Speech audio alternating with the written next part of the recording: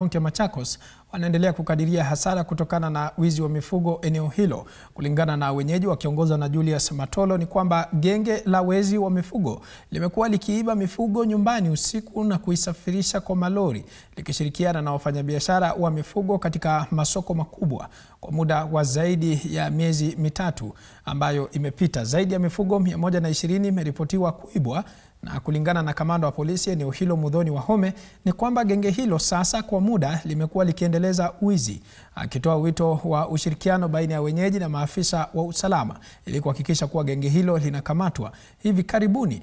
Tayari watu 5 wamekamatwa kutokana na shutuma za kuhusika na wizi wa mifugo na kufikishwa mahakamani, huku maafisa wakiendelea kutafuta mifugo zaidi walioibwa hivi majuzi.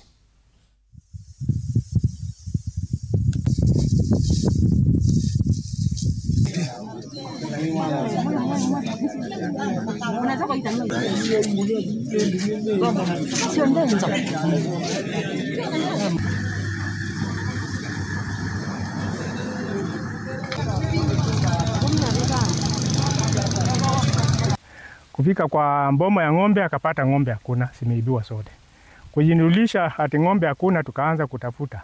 Tukatafuta mpaka saa 2 hatukuona ng'ombe. Ndio nikaanza kukimbia kwa market, sikupata kitu, nikaenda slaughter Kibangadhini, lakini sikupata kitu.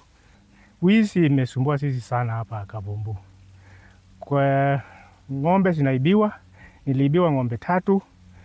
Sina ng'ombe, hata nimebaki na hiyo ndama. Kuamkia asubuhi ya leo, kuna mifugo ambayo iliripotiwa kuibiwa area ya Changanga, na hizo mifugo zilikuwa 3 zikapatikana area ya Mithini, na wakati zilipatikana zikiwa katikati ya ng'ombe zingine 18 ambazo hatujabaini wenye hizo mifugo 18, lakini zile 3 mwenyewe ameweza kuzi-identify.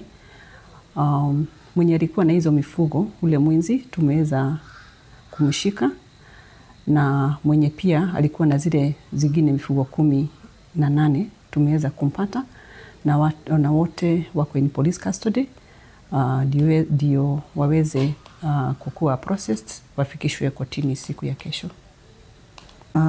Polisi wakiwa wameungana na community tumeweza kushika wezi kadhaa ambao kufikia saizi mwezi wa 3, mwezi wa 2 tumeweza kupeleka watu kama 5 kotini, na kuna mmoja ambaye ako hospitalini ambao wanauguza majeraha ya kupigwa na community kwa sababu ya kupatikana na wizi.